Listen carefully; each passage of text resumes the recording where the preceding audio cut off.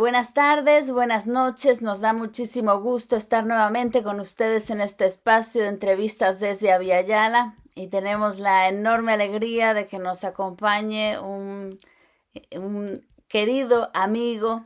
Él es Atilio Borón, conocido por todos, sociólogo, politólogo argentino y pues uno de los intelectuales más influyentes y más importantes del pensamiento crítico latinoamericano, profesor investigador de la Universidad de Buenos Aires y bueno, es un marxista antiimperialista. Tiene una obra muy vasta para comprender América Latina, el poder, el Estado, en fin. Para nosotros es un enorme gusto tenerlo aquí con nosotros para pensar nuestra Via Yala.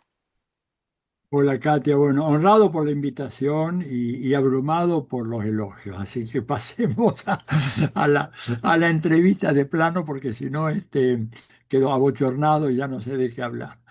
En fin, un gusto estar otra vez contigo y con Abya Yala, realmente que hace una tarea importantísima de educación política en América Latina.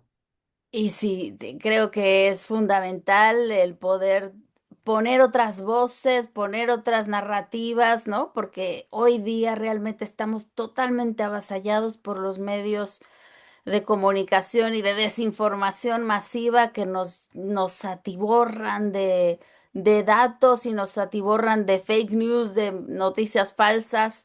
Así que bueno, estamos aquí reflexionando este momento histórico, yo diría muy duro que está viviendo la humanidad.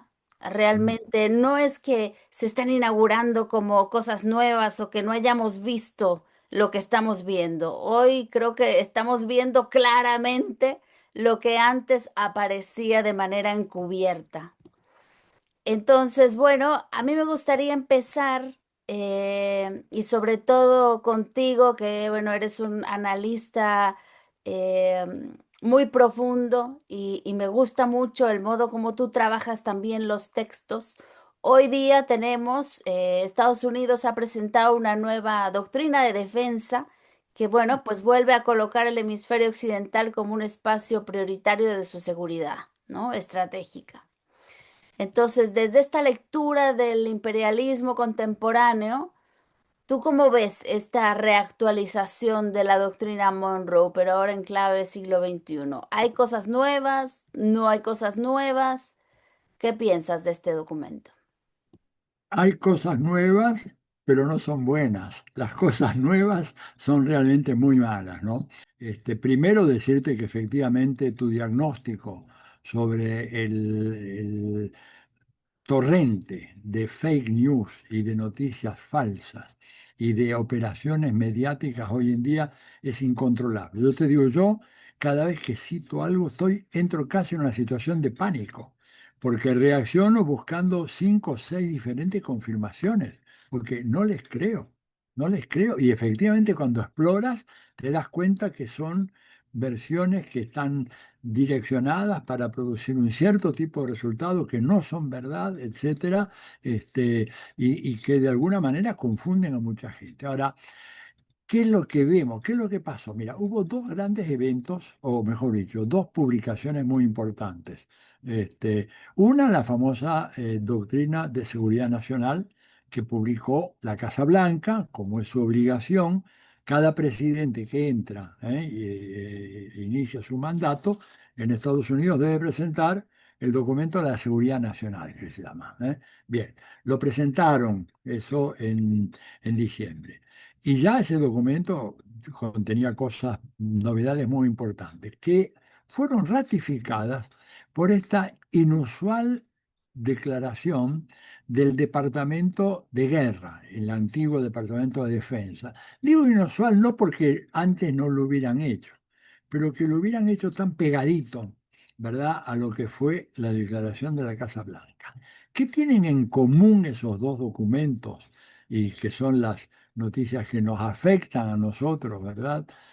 Como habitantes sobrevivientes de esta querida América Latina y el Caribe, que por primera vez en la historia nosotros aparecemos en el tope en materia de no solo seguridad nacional, que alguna vez hubo algunas cosas diciendo la seguridad nacional, hay que cuidarla en el hemisferio occidental, pero ahora agregan algo más.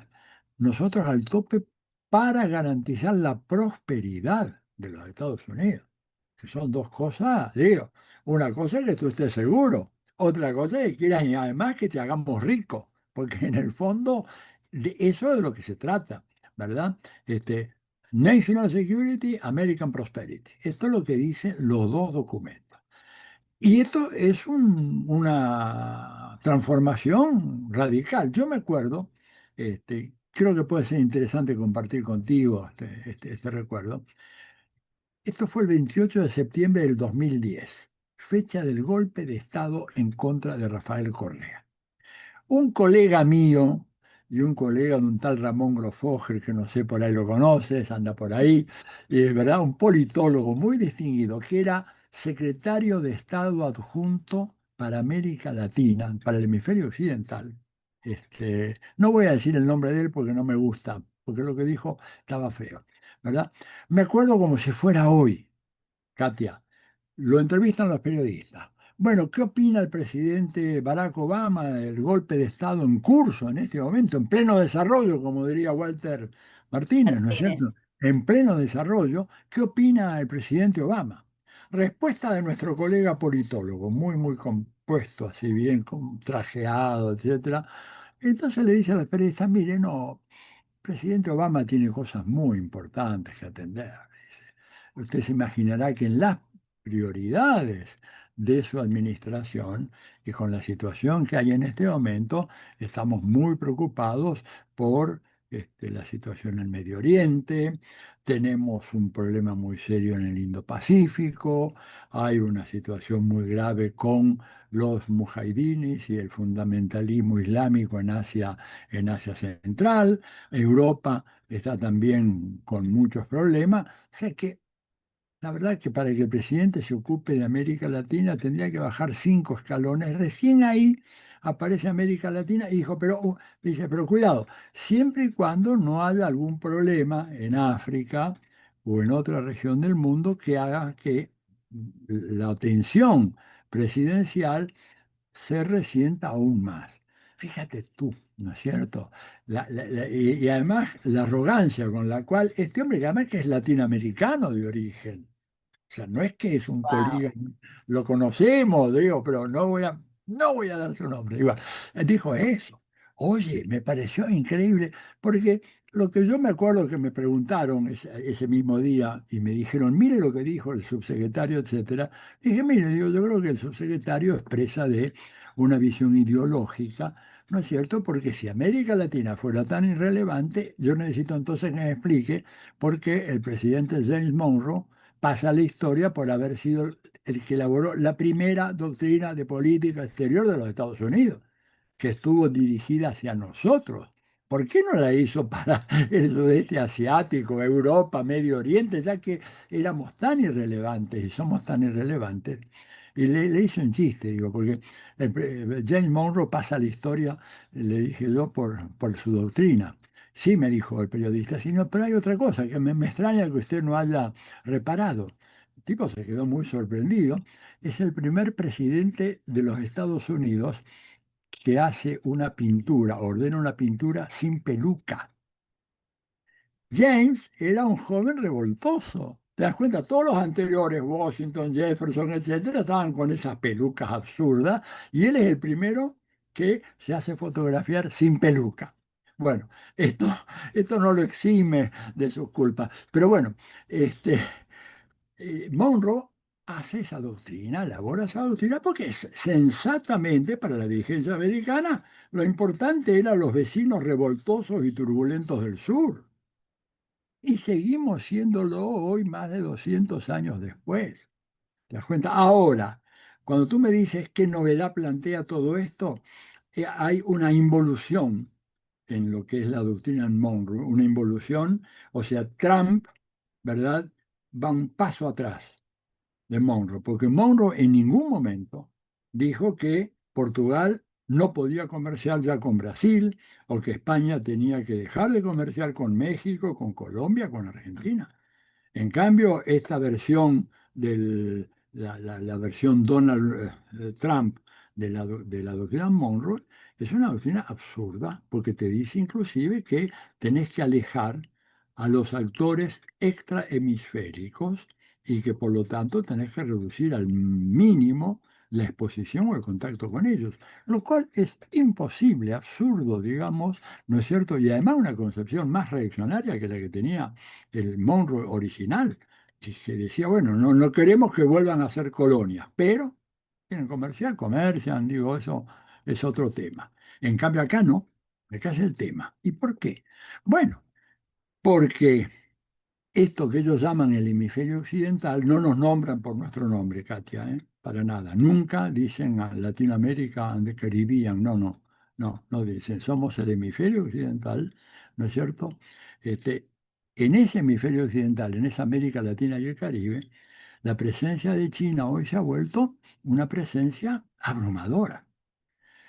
Y hay un itinerario histórico que es realmente demoledor desde el punto de vista de la argumentación que estoy haciendo. En el año 2000, el volumen total del intercambio comercial entre China y América Latina y el Caribe era de 12.500 millones de dólares, según la CEPAL, ¿verdad? 12.500, una cifra pequeña, comparativamente hablando. En el 2024, esa progresión, ese intercambio, había crecido a 518.000 millones de dólares. Katia, creció más de 40 veces. Y China se transforma en primer socio comercial o segundo socio comercial. Por ejemplo, de México, segundo socio comercial.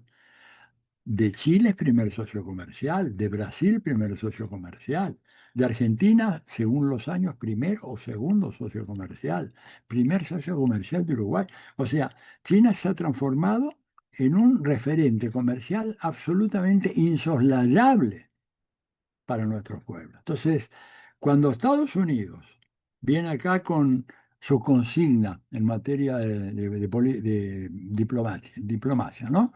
Que la resume en tres palabras: Keep China out. Mantengan a China lejos. Como si fuera tan fácil. Digo, mantenemos a China lejos y Argentina no tiene a quién venderle la soja esa. Brasil tampoco le puede vender. Colombia tampoco. Chile, ¿a quién le vende Chile el litio y el cobre? No vamos a decir que Chile, Boris, ha sido muy chavista, que digamos. Sin embargo, oye, Bolsonaro, cuando Bolsonaro fue presidente, a pesar de todas las cosas que había dicho sobre China y el comunismo y esto y lo otro, fue a China, participó allá y no modificó en un ápice la relación comercial entre China y Brasil. Entonces, este documento, estos dos documentos, sobre todo el que del Departamento de Defensa, ¿verdad? O de guerra, como se dice hoy, en realidad es muy peligroso, es muy agresivo y está exigiendo algo que no se va a poder cumplir. Y esto ya lo estamos viendo. El mismo energúmeno que tenemos como presidente en la Argentina, Milei, que no cesa de insultar a la izquierda, a los zurdos, a todo esto. Sin embargo, la relación entre Argentina y China sigue su curso. Ahora hay algún pequeño revoloteo en torno a algunos temas, ¿no es cierto?, pero que se van a solucionar en el marco de la continuidad del vínculo entre China y la Argentina, porque los sectores privados de la economía, las más grandes empresas, bueno, tienen muchos vínculos establecidos con China, muchos vínculos muy fuertes, que no se disuelven por una exhortación o una retórica anti-China. Digo, no pueden hacer eso. Entonces, ese documento, por supuesto, nos plantea prácticamente un corte abrupto en la relación con China, por supuesto con Rusia, ni hablemos de Irán, pero en la práctica yo veo muy pocas chances de que eso pueda realmente llegar a cumplirse, no se va a cumplir. Es decir, mismo con México, es el segundo socio comercial, ¿no es cierto? Y además China tiene otra ventaja en relación a Estados Unidos, que es un socio comercial que lo que quiere es hacer negocios contigo, que no les interesa si tú tienes una constitución así o asá, si tus elecciones tienen el acta, no tienen el acta, si el régimen político funciona de tal o cual manera. China hace negocios, ¿no es cierto? Y tienen esta filosofía que ha popularizado Xi Jinping, el win-win, ganar-ganar, en donde dice, bueno, todos tenemos que ganar en esta relación, que es muy diferente a la que tiene Estados Unidos, en donde yo gano y tú pierdes, ¿no es cierto? O tú aceptas lo que te damos. Entonces, me parece que ese documento es un documento que va a generar muchas tensiones, muchos problemas, es muy amenazante, ¿verdad? Y te digo, ahora, el hecho de que nosotros en ese documento hayamos pasado a ser el área del planeta número uno, es un dato que la verdad yo preferiría haber seguido allá al final de todo. Cuanto menos atención tenemos de parte de ellos, más felices vamos a vivir. Y lo estamos viendo. Ahora, lo que pasó el 3 de enero Uf. en Venezuela es realmente marcatorio, del derrumbe de una época, bueno, el derrumbe final de una época. Yo a veces en una exageración, y bueno, contigo tengo confianza y con tu gente me va a perdonar si exagero un poco, digo, mira, el 3 de enero es a lo que ha sido el sistema internacional hegemonizado por Estados Unidos, lo que el 14 de julio de 1789 fue para Francia, el fin de una época. Over, game over, de las cosas que se hicieron a partir del 3 de enero, el desprecio total, el desprecio total de la institucionalidad construida en Naciones Unidas, ¿verdad? Arrasar con la soberanía de los estados independientes, secuestrar a un presidente. Es cierto que Estados Unidos ya lo había hecho en dos ocasiones, ¿no? Lo hizo en el 89 con Noriega, presidente de Panamá, y lo hizo en el 2004 con Jean-Bertrand Aristide en Haití. O sea que esta es la tercera vez, pero nunca lo había hecho en Sudamérica. Siempre había estado eso de alguna manera circunscrito al Caribe, caso Haití, o a Centroamérica, el caso de Panamá. Pero ahora ya se extiende, ¿no es cierto?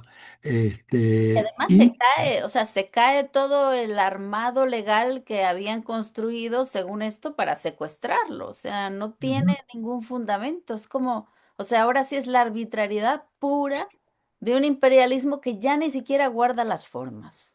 nada, ninguna forma. Es decir, ya, pero además es volver a la etapa más virulenta, más violenta del imperialismo, solo que en un sistema internacional que hoy no tiene la simplicidad que tenía hace 50 años. A ver, si yo hace 50 años quiere decir estamos en los 70, ¿verdad?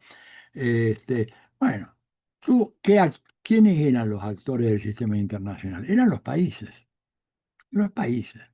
fundamentalmente. Empezaba a haber algunos actores no estatales que empezaban a tener fuerza, algunas gigantescas corporaciones, ¿verdad? Etcétera, pero no mucho más. Hoy en día, cuando uno mira lo que es el sistema internacional, lo que ves son países, ves enormes empresas. A ver, BlackRock es el tercer Producto Bruto a nivel mundial. Viene Estados Unidos, China, según cómo se mide China, Estados Unidos, tercer país por Producto Bruto, BlackRock. Eso, digamos, y después tenés las famosas tecnológicas de los Estados Unidos, ahora con un poderío fenomenal. Tenés actores ONGs que son muy, muy importantes en todo lo que tenga que ver con el poder blando o instalar ciertas temáticas, que son actores que cuentan.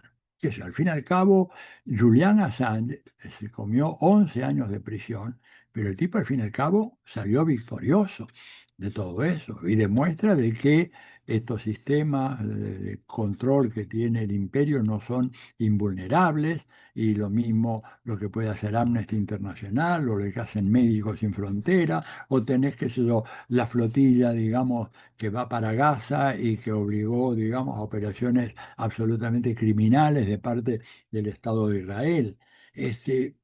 El Papa Francisco se convirtió en un actor internacional de enorme influencia, no solamente en América Latina. Este, grandes organizaciones, movimientos sociales. Digo, los Sin Tierra son un movimiento que ya tiene una gravitación no solamente latinoamericana, que se extiende en África, se extiende en otras partes. O sea, hoy el sistema es mucho más complicado. Hay muchos más actores, actores que tienen mucha fuerza y, bueno, hay un desequilibrio en donde Estados Unidos, que antes simplemente pegaba así un silbatazo y se alineaba toda la tropa, hoy pega el silbatazo y no se le alinea a nadie. Es decir, Estados Unidos está muy aislado. Esto lo vienen diciendo los gringos estudiosos allá. Estamos quedándonos aislados. Han roto la relación con Europa.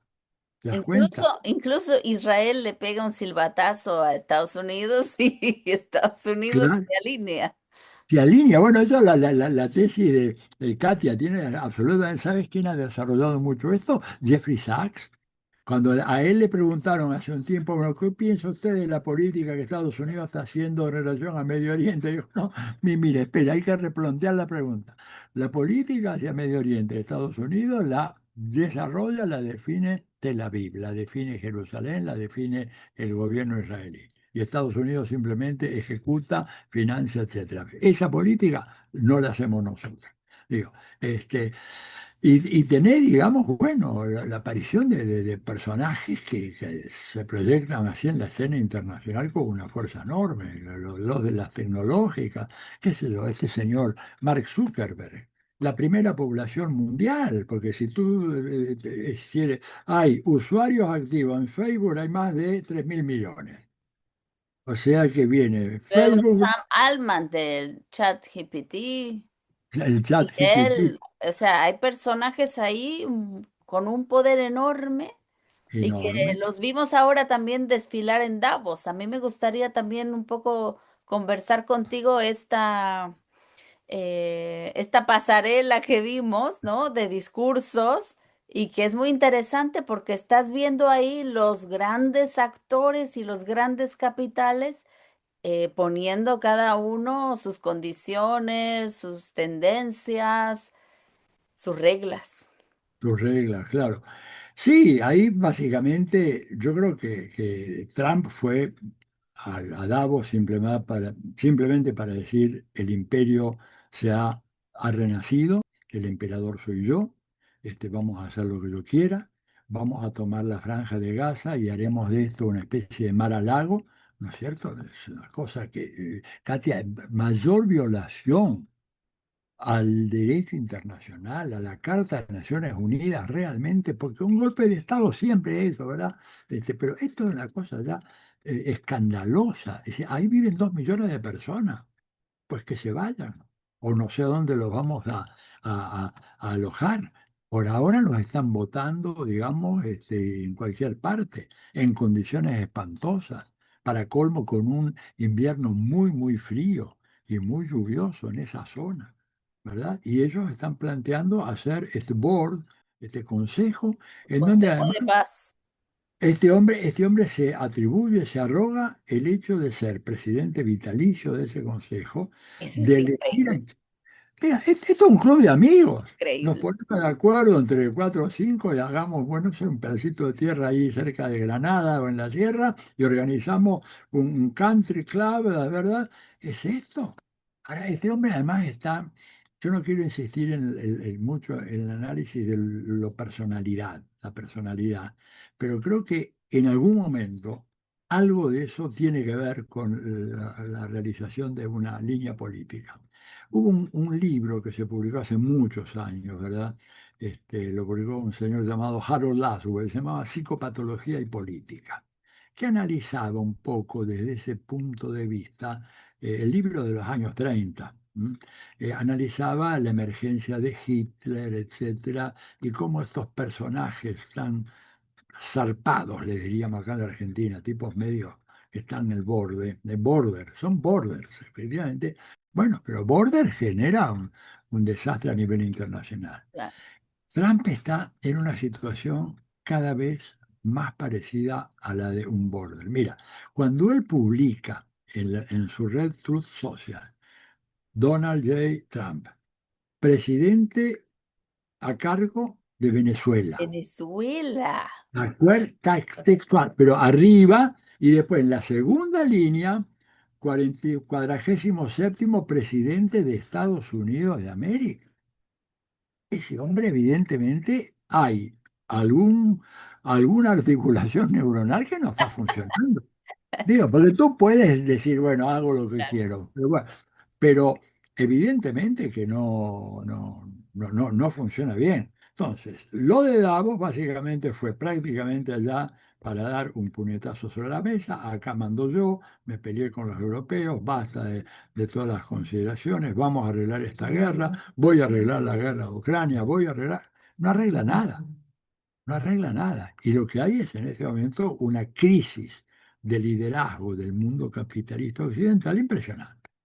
Y lo que también aparece claramente es que China es el modelo exitoso de desarrollo dentro de un capitalismo muy sui generis o de una economía de mercado muy sui generis, pero que tiene una diferencia muy importante y me parece pertinente subrayar esto, Katia, porque acá, por lo menos en la Argentina, mucha gente este, dice, bueno, al fin y al cabo, el capitalismo chino, mira, China es una economía de mercado, pero no es exactamente una economía capitalista, porque el nivel de mercantilización de la vida social que hay en el capitalismo, por ejemplo, norteamericano, no lo tienes en China, en donde ciertos bienes comunes y ciertos derechos ciudadanos son derechos ciudadanos y no mercancías. Por ejemplo, tema del acceso a la educación, por ejemplo, el tema del acceso a la vivienda, nada menos. Estados Unidos, acceso a vivienda es un privilegio, es un bien mercantil que tienes que pagarlo a costo. Eso no es un bien mercantil en China, con lo cual, digamos, si vivienda no es, educación no es, salud no es, transporte no es, digamos, estás hablando de un régimen, pero sobre todo hay algo muy importante y es que en la relación entre Estado y clase dominante, en donde en Occidente, en el capitalismo de libre empresa, como le dice Milley, es la libre empresa y son las grandes corporaciones las que definen el rumbo del Estado y lo que el Estado va a hacer, en China es exactamente al revés.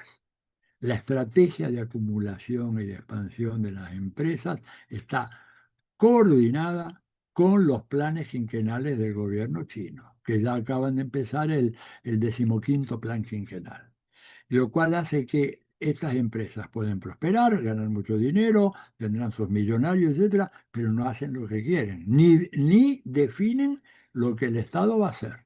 Lo que el Estado va a ser resuelto en el Congreso del Partido Comunista Chino, nos guste o no nos guste, pero ahí se definen las orientaciones. El Estado facilita la acumulación, pero además redistribuye ingresos de una manera impresionante. Katia, yo estuve en China hace poco más de un año. 430 millones de personas conforman la clase media china hoy. Es más que toda la población de Estados Unidos. Digo, entonces, evidentemente que es un modelo que ha demostrado ser muy exitoso, no solamente en el combate a la pobreza, en el desarrollo tecnológico, ni hablemos, ¿no es cierto? Tú ves ahí una conexión, por ejemplo, entre Davos y China?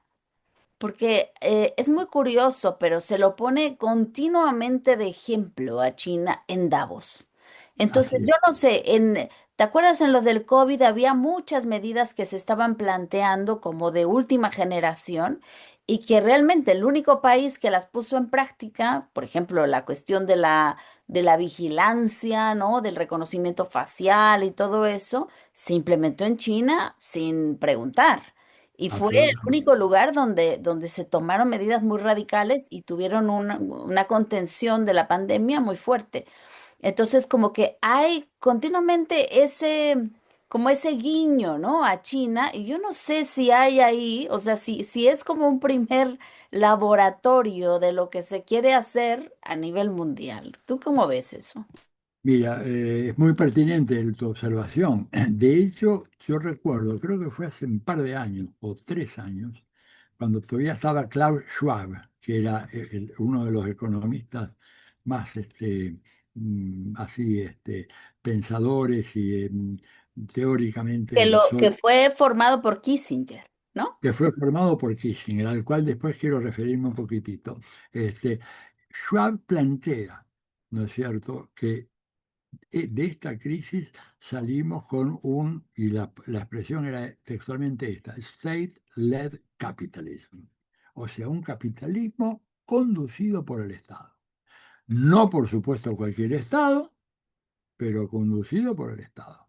Porque el capitalismo sin esa conducción termina enrollado en una serie tremenda de complicaciones, de trabas mutuas que hacen que ese capitalismo no tenga capacidad de producir los bienes que debe producir. Y esto lo estamos viendo, ¿verdad? Cuando uno dice las cifras estas fenomenales de expansión de las capas medias en China y comparas con lo que pasó en Estados Unidos. Ahí salieron unas estadísticas hace poquito, ¿no es cierto?, en donde las llamadas capas medias de Estados Unidos, ¿no es cierto? Sectores no, el 50% inferior, pero los que están por arriba, pero no que no llegan a estar entre el 15 o el 20% más alto. Esos sectores, en el año 1970, se apropiaban del 61% del ingreso nacional. Era un sector importante. El resto básicamente se lo llevaban los ricos. Hoy, hoy, 43%. O sea, una clase media que se ha empobrecido de una manera impresionante. Perdió casi 20 puntos en medio siglo.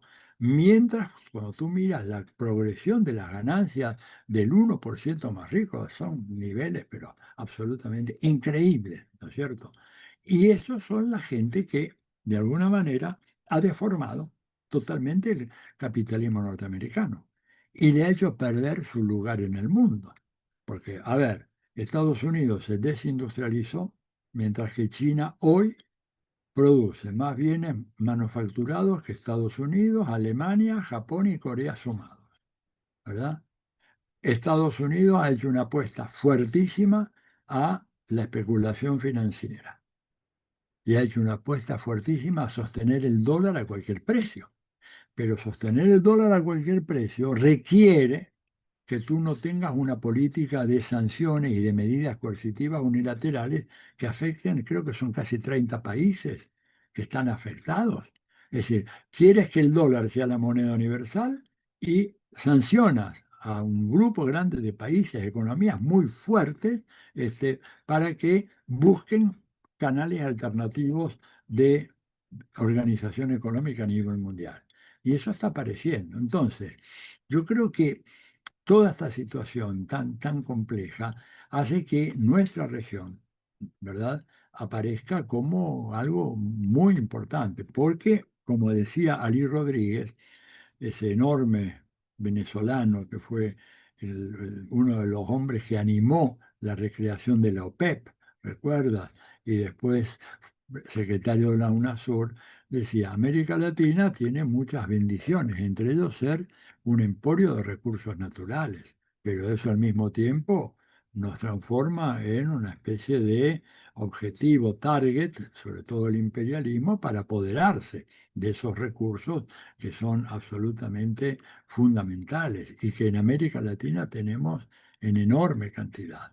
Entonces, vuelvo un poco a la preocupación, esta oleada de gobiernos de derecha que estamos teniendo ahora. Acabamos de ver una elección ayer en Costa Rica, en donde fue elegida una persona, bueno, es la continuidad del oficialismo, ¿verdad?, en Costa Rica, pero que tiene como proyecto económico o político fundamental construir una mega cárcel como la de Bukele. Fíjate el nivel de involución, pensando nosotros en la época del desarrollismo, al cual éramos muy críticos por las insuficiencias del desarrollismo, pero hoy en día te proponen como proyecto armar una cárcel de máxima seguridad con capacidad para albergar 5.000 reclusos, de los cuales, como en El Salvador, no debe haber ni 100 que hayan enfrentado a un abogado, un juez, un fiscal. O sea, formas bestiales de tiranía, ¿no es cierto? Entonces, eso yo lo combino también, y perdóname redondeo porque hay varias preguntas que supongo tienes ahí en papel, con el deterioro de la situación interna de Estados Unidos.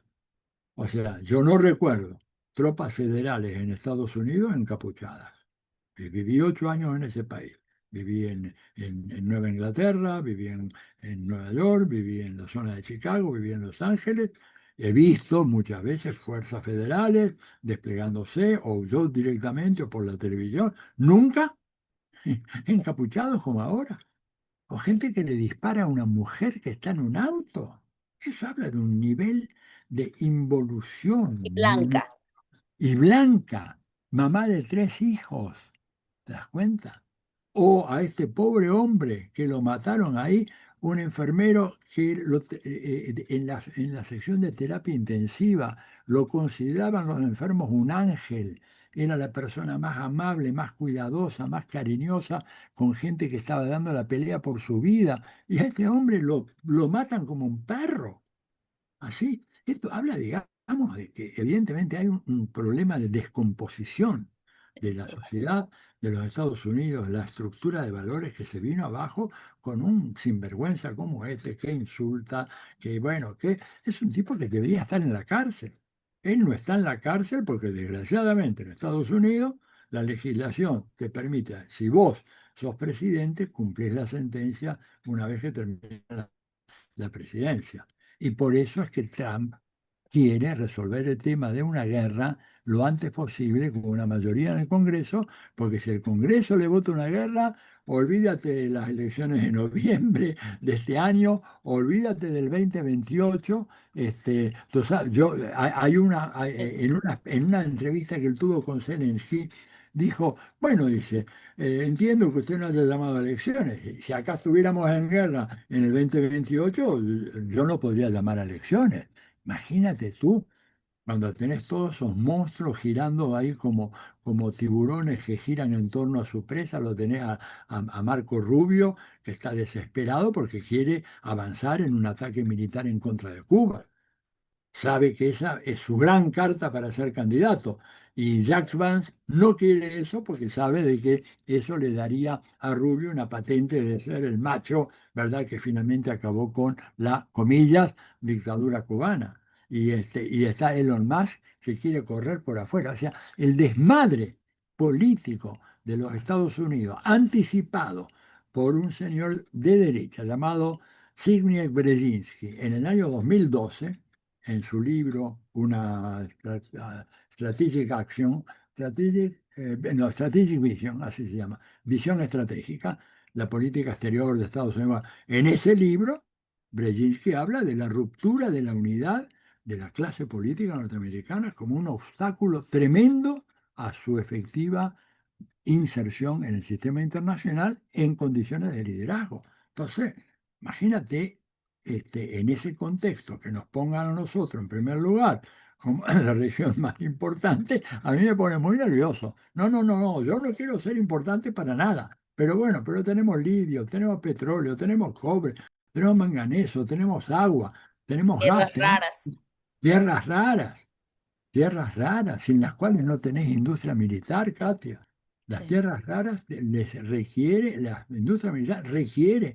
¿El problema cuál es? 86% del procesamiento mundial de tierras raras la hacen los chinos. Otra vez los fucking Chinese, como dirían, ¿no es cierto? Los estadounidenses. Entonces, bueno, estamos en ese mundo tan pletórico de novedades. Ahora acaba, por ejemplo, interrúmpeme, por favor, por si Te ves que me... interrumpo, te interrumpo. Dale, dale, dale, dale. Quería, sí, quería yo también que abordáramos el tema de la guerra contra Irán, porque, digamos, todo el clima está como tan enrarecido, o sea, por un lado tienes un Estados Unidos que explota por dentro, ¿no? O sea, con todo esto, la persecución de los migrantes, ICE, todo este conato de guerra civil que ya se empieza a sentir en las calles, el MAGA que lo ha abandonado por completo a Trump, o sea, digamos, Estados Unidos está que hierve y realmente Trump no tiene ya una base social que lo acompaña en absoluto, o sea, está muy, muy quemado.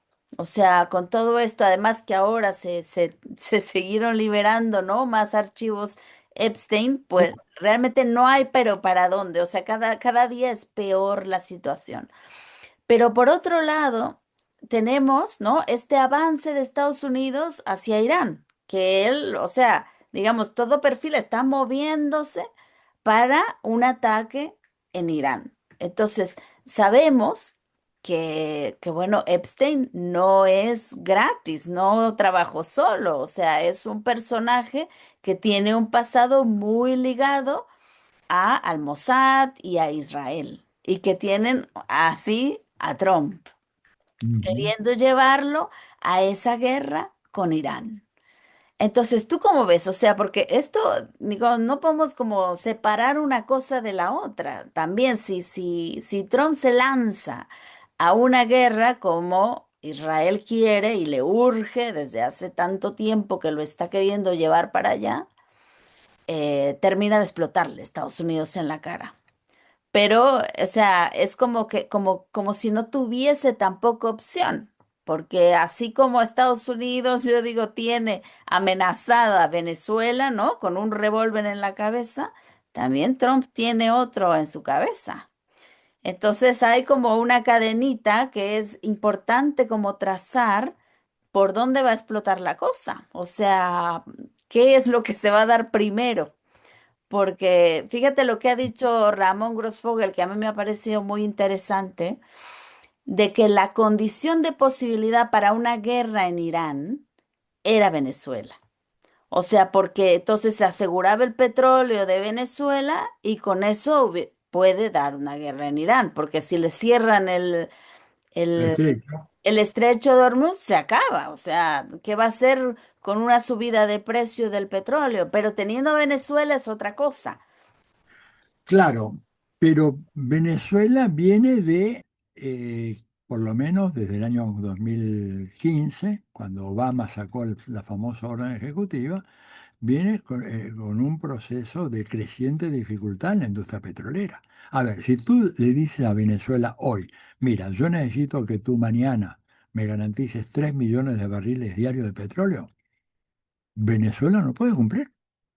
No tiene perforadoras, no tiene instrumentos para hacer funcionar el sistema, para almacenarlos, para transportarlos. Digo, porque Venezuela ha estado resistiendo un bloqueo fenomenal. Y ahora le piden que produzca lo que no puede producir. Venezuela va a ir produciendo de a poco, con inversión. Fíjate que los petroleros, cuando los invita a Trump, ¿verdad? Mucha gente pensó que iban a estar dando vítores. Hoy estaban muy fríos. Muy fríos, y yo creo que estaban muy fríos por dos razones. Sí, sí. Primero, porque para poner la industria petrolera Venezuela a ese nivel de producción hay que hacer grandes, grandes inversiones. Y para hacer grandes, grandes inversiones, ellos quieren asegurarse un clima sociopolítico amigable con las inversiones. Resulta que la CIA, que sabe muy bien cómo están las cosas en Venezuela y en México y en Argentina, en todas partes, le dijo a Trump, mire, la señora esa que usted apaña tanto, la María Corina Machado, no existe, no Le va existe a en dar Venezuela. el ancho. No existe en Venezuela. No tiene gravitación. ¿Cómo Maduro le ganó. decía, cómo le decía Hugo Chávez, ¿no? Águila no caza mosca. ¿Te acuerdas? Águila no caza. ¿Te acuerdas de ese Águila, discurso? águila. Claro, pero escucha, porque si no, lo que hubieran hecho es, lo sacaron a Maduro, la mandaban a María Corina, ponte al frente del gobierno. Pero la CIA le dice, oiga, María Corina al frente del gobierno es guerra civil y a la semana Corina muere aplastada, digamos. O sea que hay la única fórmula de gobernanza que tiene Venezuela es el famoso y tan maltratado régimen chavista. Punto. Por eso Claro. le dijeron a Delcy, tú te haces cargo con una pistola acá, pobre Delcy, no quiero estar en su lugar.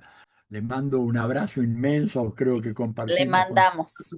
Le mandamos un abrazo inmenso a Delcy, que está haciendo una labor extraordinaria, porque Sí, ella va a tener que hacer algunos cambios, no tiene más remedio, es una persona que está, ¿verdad? Pero está preservando lo fundamental de la revolución chavista, digo. Tenemos que darnos cuenta de que uno no hace lo que quiere. Entonces, estos empresarios estaban muy fríos por esa razón.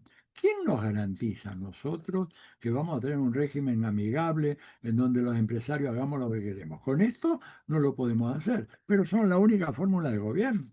Por eso que Trump también está medio atrapado en esta historia. ¿Qué van a hacer con Maduro ahora? Cuando ya el fiscal dice que el cártel de los soles no existía, cosa que tú y yo y Ramón y tanta gente que conocemos jamás creímos en ese cuento. Nunca, nunca Cuento había gringo. cuento gringo. ¿Te das cuenta? Bueno, ahora resulta que la única acusación que queda en pie es que le encontraron una ametralladora. Bueno, Sí, si ve. una ametralladora. Es decir, el problema es que hacen ahora con Maduro. Maduro es ahora una papa caliente en manos de Trump, porque el juez además le tocó en el sorteo, un juez, ese viejito de 92 años, muy lúcido el hombre, muy lúcido el hombre, que no va a hacer lo que Trump quiera. Si él no ve que hay evidencia de culpabilidad, va a decretar el sobreseimiento y que lo tienen que largar a Maduro. ¿Qué va a Imagínate tú. pasar ahí? ¿Qué va a pasar ahí? O sea, ¿tú qué piensas de eso, Datilio? A mí Bueno, realmente me intriga. bueno, yo, a ver, escenario, ¿qué hace si el juez dice no hay causa, por lo tanto hay que poner en libertad a este hombre y a Siria inmediatamente? Bueno, Estados Unidos, yo desesperados, viendo a ver si alguien lo recibe, porque mandarlos a Venezuela, aunque ellos quieran ir, los gringos van a resistirse porque es la peor certificación de su derrota. Imagínate después de eso que vuelva No lo van a Maduro. aceptar, no lo van a No aceptar. no lo pueden aceptar, aunque bueno, la historia nos da sorpresa. Yo calculo que si los largan van a hacer un arreglo con Bielorrusia, probablemente mandarlo para allá, o con Turquía, ¿no es cierto? Mandarlo a Turquía justamente, ¿no es cierto? A Estambul, por un tiempo. ¿Recuerdan los problemas que tuvieron con Aristide? Que no era Maduro, que iba a Sudáfrica, volvía, que varía. Digo, es todo un problema que se han metido tremendo esta gente y que bueno, ahora vamos a ver qué es lo que pasa. Pero evidentemente Venezuela, para ponerla en funcionamiento como ellos quieren, tienen que hacer una inversión muy grande que estos empresarios no están dispuestos a hacer, por lo menos ahora. Por eso lo dirán, voy a eso. Irán. ¿Qué va a hacer Estados Unidos? ¿Va a ser un bombardeo masivo al estilo del carpet bombing como hicieron en Vietnam sobre Teherán? Van a hacer eso. Teherán se puede defender, ojo, Teherán se puede defender y la defensa puede ser mortífera. Israel puede pagar un precio enorme, enorme ante ese ataque porque Irán va a dirigir su misilística toda en contra de Israel, menos en contra de algunas bases americanas y más en contra de Israel. O sea, pueden traer problemas muy serios. Ojalá que no pase eso, porque estamos realmente al borde de una cuerda floja que en cualquier momento nos caemos y estalla una tercera guerra mundial que sería fatídica, ¿verdad? Porque una tercera guerra mundial es una guerra donde no hay ganadores directamente, no, no winners, no winners at all. Entonces, pero bueno, están todos muy metidos con esto de Irán y todos los lobbies de gente que gira en torno al gobierno de Estados Unidos para hacer sus negocios, sus operaciones especulativas, inmobiliarias de todo tipo, que están impulsando a que haya realmente un ataque. Y desgraciadamente Donald Trump tiene un muy mal equipo de asesores. La gente que lo rodea, sus secretarios de Estado, sus asesores, etcétera, es gente muy mediocre, no tienen, el secretario de guerra, por ejemplo, es un personaje absolutamente insólito, insólito. No tiene cero experiencia de campo en guerra. Es un hombre que dice, yo fui a Afganistán, sí, ¿sabes qué? Estuve averiguando, estaba en una oficina del ejército de los Estados Unidos, ahí en Kabul. No, y yo tengo una frase muy linda de Jorge Luis Borges, tal vez la escuchaste, cuando Borges criticó a la Junta Militar Argentina, dijo, sí, es una Junta Militar muy especial porque no hay ningún general de esa Junta que haya alguna vez sentido el silbido de una bala pasar al lado de su cabeza.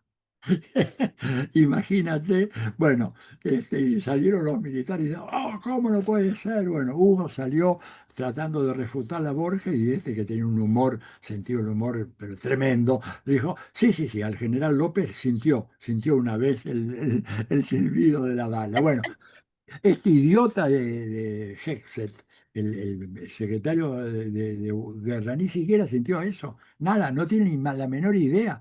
Le preocupa de que los estadounidenses están gordos y que las mujeres se meten en la guerra. Digo, gente de un nivel, pero de primitivismo mental. Bueno, estamos en manos de esa gente, por eso un poco el nerviosismo que tenemos nosotros acá cuando vemos de que en esos dos documentos, el que tú me decías y el de la estrategia, le dan a América Latina esta importancia tan grande, ¿no?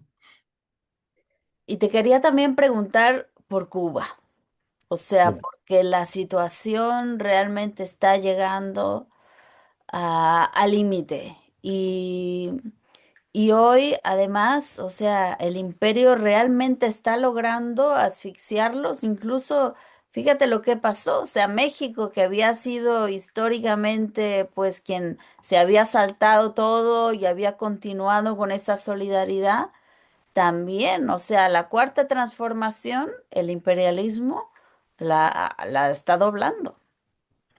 Bueno, dicen que van a mandar igual petróleo, pero fue una pena la declaración que hizo Claudia los otros días diciendo que una decisión soberana nuestra, porque con Pemex, no sé, Eso las sí fue muy desafortunado. muy desafortunado. Creo que de todas maneras México va a seguir cooperando, porque hay una tradición que tiene 70 años de colaboración con Cuba, ¿verdad? Cuba está en una situación extrema. Yo creo que se impone, y aprovecho esta oportunidad que tú me das, organizar un gran movimiento universal de boicot en contra de los Estados Unidos, los productos de los Estados Unidos, las empresas norteamericanas, los barcos de Estados Unidos. Yo lo saqué ayer a la noche, en un momento determinado.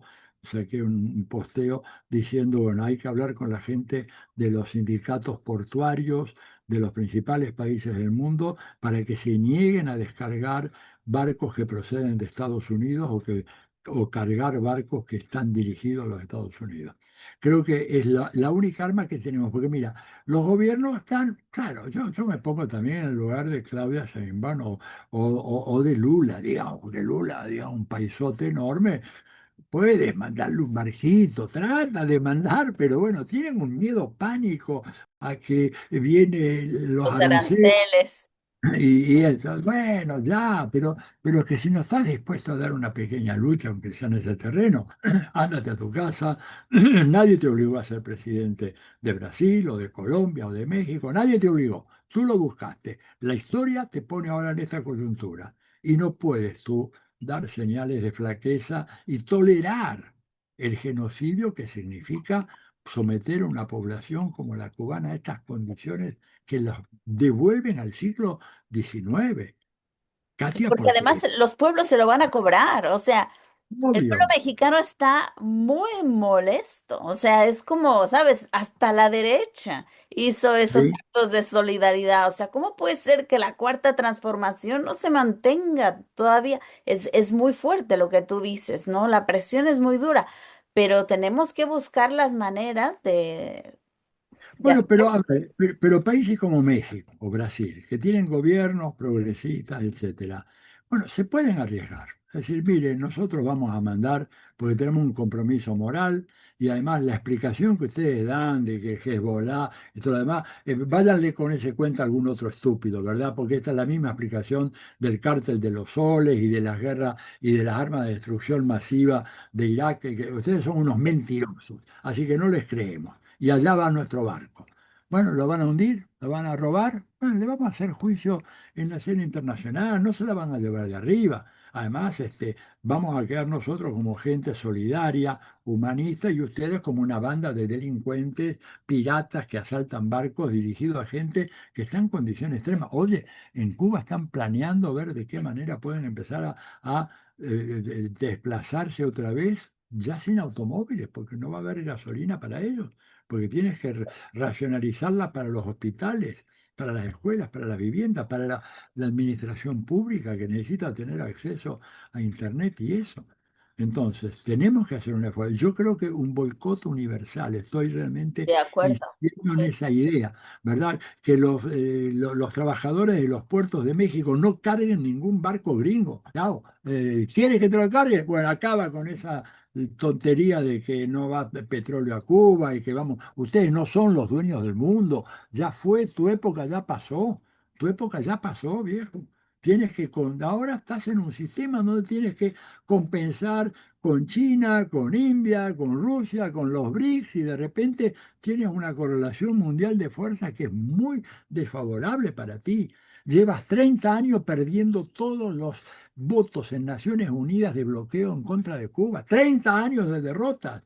Y tú ahora quieres todavía acelerar ese proceso. Por favor, digo, tenemos que hacer que nuestros gobernantes tengan esa pizca de eso. audacia que tenía Fidel. Claro, Sí. me pongo de pie, me saco la gorra hablando Fidel, pero esa audacia que necesitas de repente para, bueno, poder enderezar un país en el camino correcto. México no puede fallarle a Cuba. Fue el único país que resistió cuando toda América Latina sucumbió. México resistió. El México del PRI, nada menos. El El México México, del PRI, qué el vergüenza. México del PRI que no era el México del Morena. Si el México del PRI resistió, yo le exijo al México de la Cuarta Transformación Exacto. que también Yo resista. también. No podemos, y tú también, ¿verdad? Todos los que hemos vivido en México, somos parte mexicanos como yo me considero, no le podemos tolerar eso, no podemos estar por debajo del PRI en materia de solidaridad internacional, por favor. Bueno, así que espero que, y te digo, y los sindicatos importantes del sector portuario sí llegan a responder, eso para Estados Unidos va a ser un golpazo enorme. Y por supuesto, no más McDonald's, no más Starbucks, no más ninguna de todas esas empresas gringas que financian a los sionistas, financian a la Mossad, financian a todo. Es decir, chao, es decir, un boicot total, ¿no es cierto? Y sin concesiones. A mí Me me parece. impacta, o sea, como uno va por la calle y sigues viendo todavía los Starbucks con gente, o sea, yo lo veo y es como, no puedo evitar verlos chorrear sangre por todos lados, y siempre me dan ganas de, ¿sabes? De salir gritando porque es muy loco, o sea, que la gente todavía no se ha enterado del genocidio en Palestina, es increíble. Y a pesar de que lo han visto en la televisión todos los días, pero no dan crédito o no sacan las conclusiones del caso. Es tremendo, te digo. Es la famosa guerra cognitiva esa que realmente ha sido tan importante, y en donde ellos nos han sacado una gran ventaja, haciendo que lo más visible sea prácticamente invisible a nuestros ojos, como el genocidio. Y no se habla más del tema.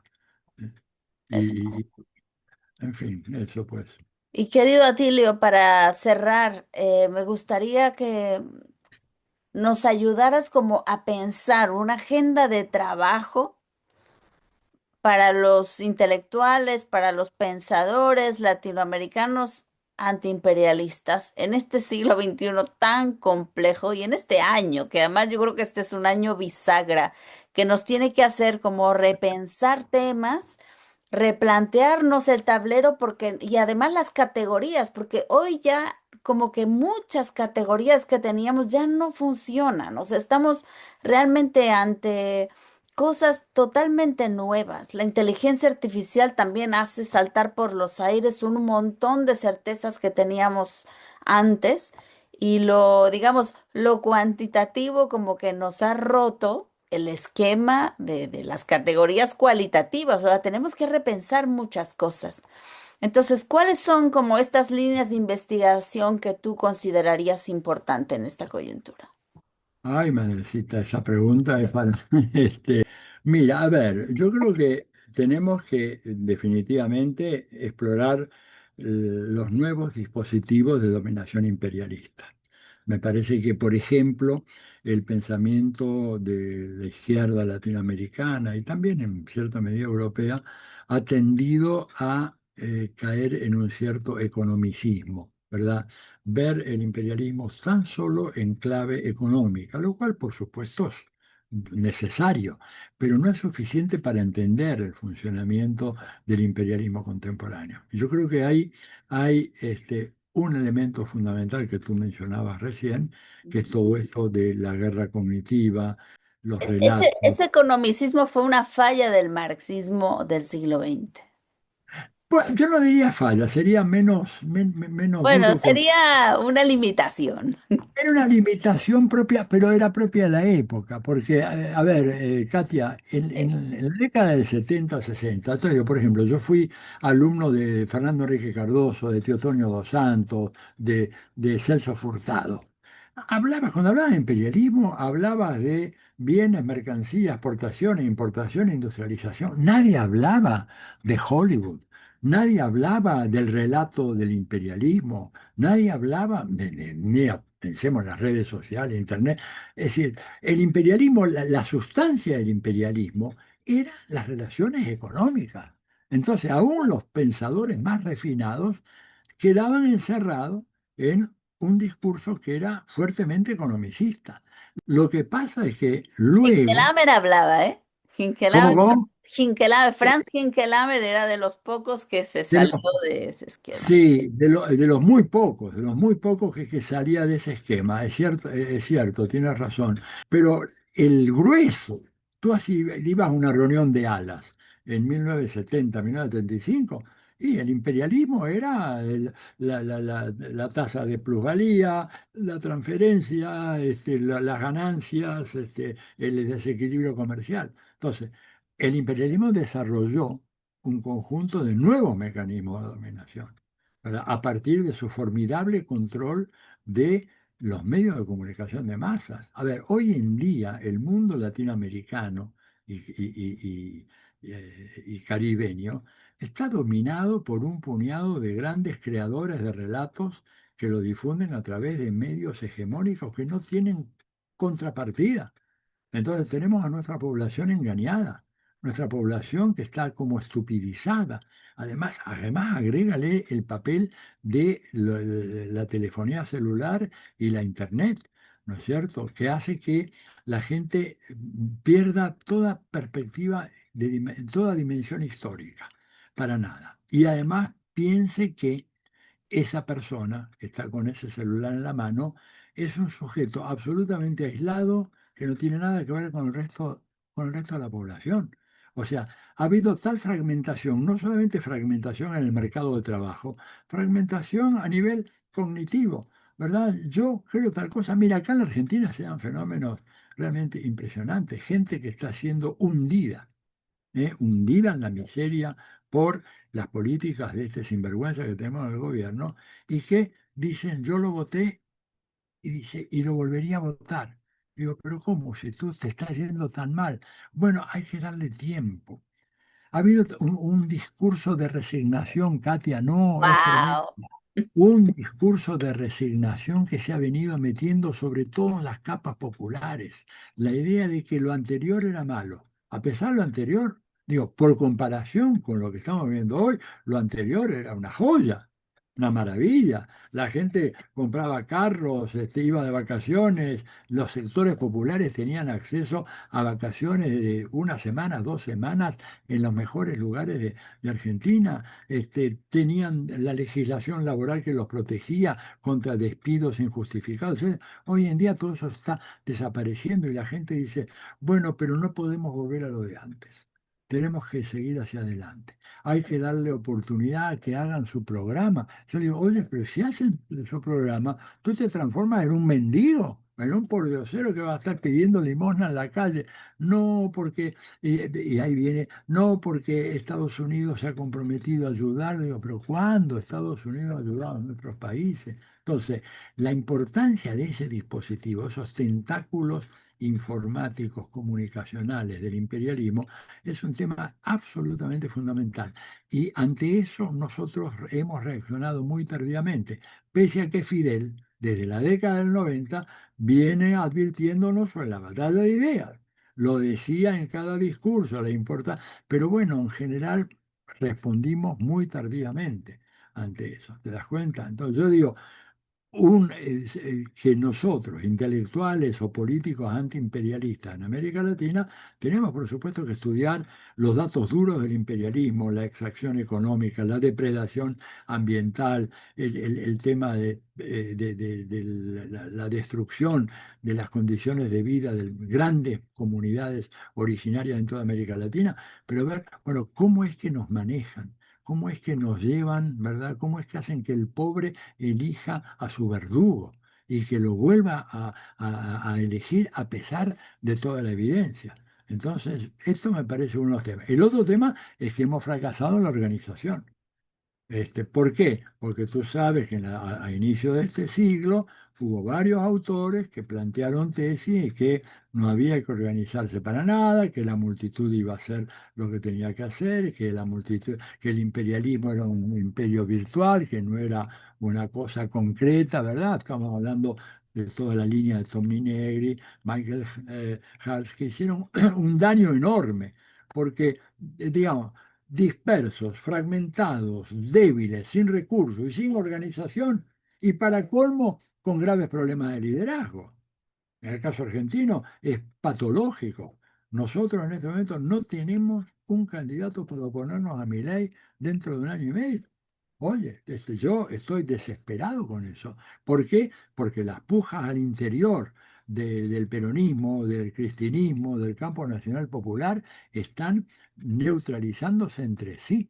Mm. Enfrente a sí mismo, Milei no tiene a nadie, Katia. Este es Y el es tema. parte, fíjate que es parte del problema, o sea que también Dussel ha hecho mucho énfasis de la modernidad.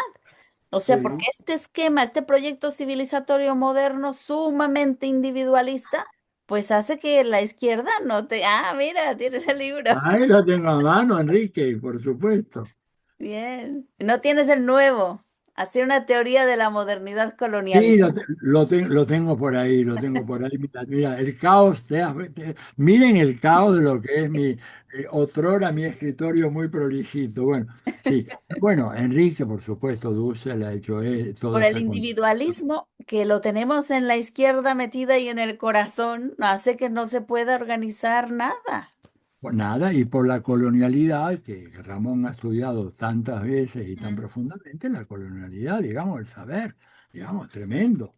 Y ahí Nosotros, decimos, Venezuela es el gran paradigma de comunalizar, de unir. Y hoy mismo ese liderazgo que pudo haber caído en la trampa de la traición y haberse peleado y haber terminado como Bolivia, dijeron, no, vamos juntos en esta coyuntura y están dando un ejemplo al mundo y a la crítica y a la izquierda.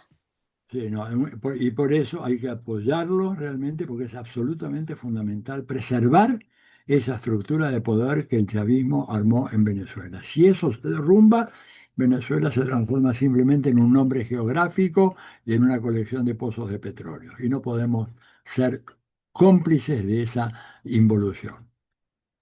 Así es. Pues bueno, querido Atilio, siempre es un enorme gusto conversar contigo. Bueno, para mí también participar en tus programas, así que te mando un enorme abrazo para ti y para Igual. toda la gente mucha gente que mira tus programas, que comenta, que luego manda mensajes, cartas, así que un gran abrazo y Un estoy a tu... gran abrazo, querido Atilio. Adiós.